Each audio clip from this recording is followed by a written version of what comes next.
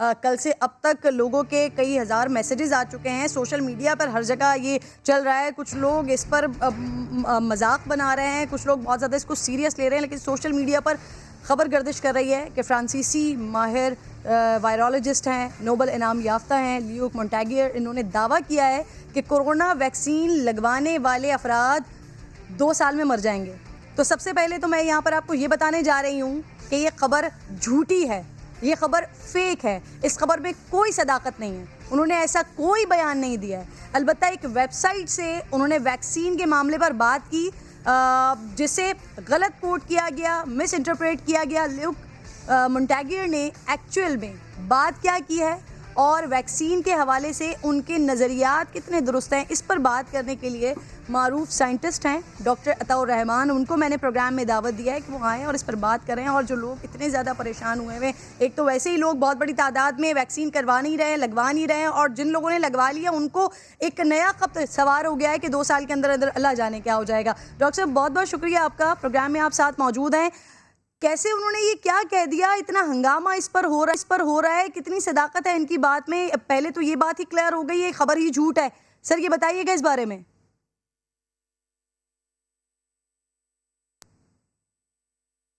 अताउर रहमान साहब के पास मैं दोबारा जाती हूँ, उनसे राब्ता कुछ मुनक़ता हुआ है, लेकिन नाज़रीन प्लीज़ तमाम लोग जो मुसलसल सोशल मीडिया पर इस पर बात कर रहे हैं, डर रहे हैं, खौफ का शिकार हैं, ऐसी कोई बात नहीं है। अता साहब, ज़रा आप बताइएगा, लोग यकीनन आपकी सुनेंगे, मानेंगे, झूठी खबर है ये, क्यों इस किस्म की बात फैलाई गई, ये असल मामला क्या है सर? जी, बिल्कुल ये झूठी खबर है, क्योंकि उन्होंने ऐसी कोई बयान नहीं दिया कि 2 साल में लोग मर जाएंगे अगर वैक्सीन लेंगे। ये खाली फेक न्यूज़ है।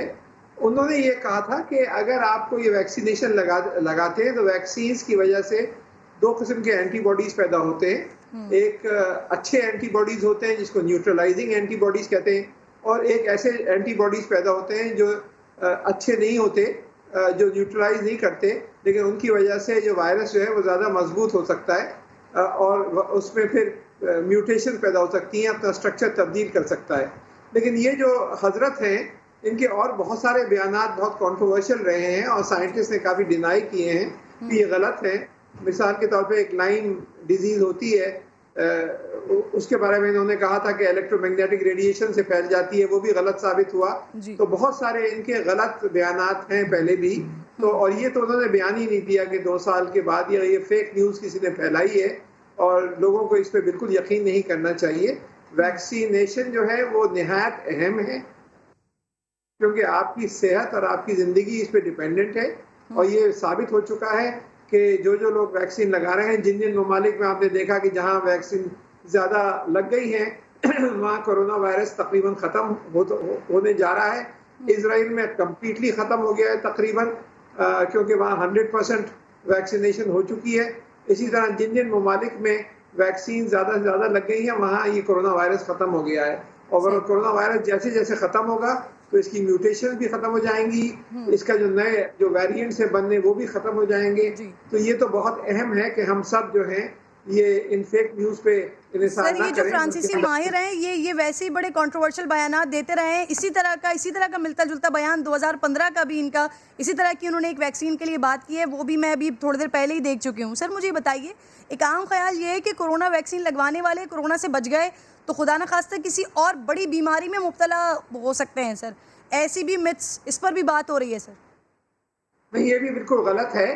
कोरोना लगाने वाले जो हैं वो कोरोना वायरस के जो शदीद बीमारी है उससे बच जाते हैं। उनमें से कुछ को फिर भी कोरोना वायरस हो सकता है, लग सकता है, लेकिन फिर वो हल्का सा बुखार होके या खांसी होके ख़त्म हो जाता है।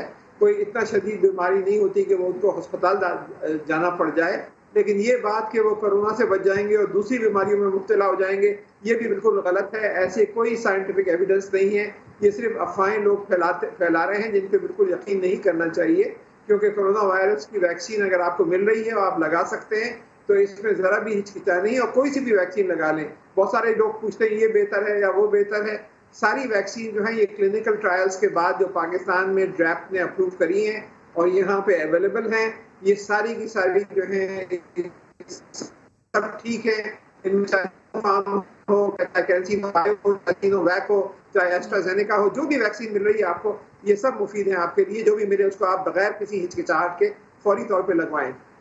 पता साहब, हमारे पास एक और बड़ा मसला है, लोग चीज़ों का प्रोपेगेंडा बहुत ज़्यादा बना लेते हैं।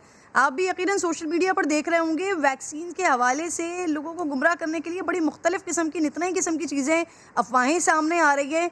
कोई अपने हाथ पर मैग्नेट लगा के दिखा रहा है कि देखें जैसे ही इंजेक्शन लगाया उनके अंदर एक मकनातीसी क़ुव्वत पैदा हो गई, मैग्नेट लगना शुरू हो गया। कोई, ये मैं एक और वीडियो भी दिखा रही हूँ, ये बाजू के ऊपर बल्ब लगा कर दिखा रहे हैं कि देखें जी, जैसे ही उन्होंने वैक्सीन लगवाई है उसके बाद कुछ बिजली वाली ताकतें, क़ुव्वतें उनके अंदर पैदा हो गई कि बल्ब जलना शुरू हो गया।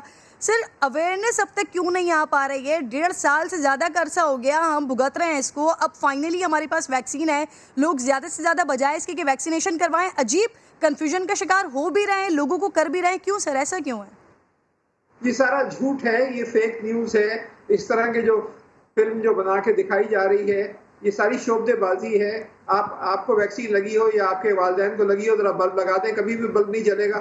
ये सिर्फ झूठ की बातें हैं, खाली इन पे यकीन नहीं करना चाहिए। कोई आपके अंदर कोई इस तरह की कोई शुआएं नहीं निकलती जिससे आप एक बल्ब जला लें।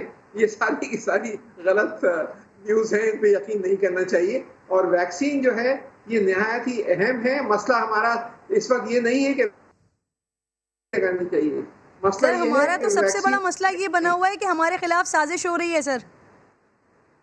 जी बिल्कुल, आपने सही फरमाया।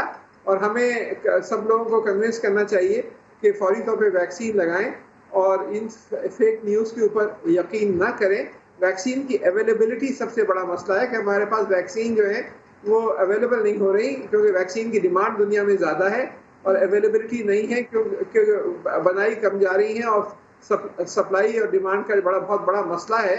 चाइना से अल्हम्दुलिल्लाह कुछ वैक्सीन मिल गई हैं, लेकिन फिर भी कुछ ममालिक ने, जैसे कनाडा और यूरोप के ममालिक ने बहुत ज्यादती करी है दुनिया के साथ कि उन्होंने जितनी उनकी आबादी थी उससे 400% ज़्यादा उन्होंने वैक्सीन ऑर्डर करके, बुक करके, पैसे लेके और स्टोर कर ली हैं। यही बरतानिया ने किया है, यही जर्मनी ने किया है, यही यूरोप के ममालिक ने किया है, जबकि दुनिया के दूसरे ममालिक जो हैं वहाँ पे वैक्सीन नहीं मिल रही। तो असल मसला इस वक्त वैक्सीन ठीक है अताउर रहमान साहब, सर बहुत बहुत शुक्रिया। आप बतौर मुसलमान, हमारा तो ईमान है कि मौत का एक वक्त मुकर्रर है, जब अल्लाह ने लिखी है उसी वक्त आनी है। तो ये कोई भी फेक न्यूज़ और किसी भी वैक्सीन की वजह से 1 साल और 2 साल की ना आपको कोई श्योरिटी दे सकता है और ना कोई आपको बता सकता है कि आपने कब मरना है। ये वैक्सीन सिर्फ और सिर्फ सेहत के उसूलों को देखते हुए और कोरोना से बचाने के लिए और उसकी जो उसकी पावर्स को कम करने के लिए है आपके ऊपर, इसके अलावा और कुछ नहीं है।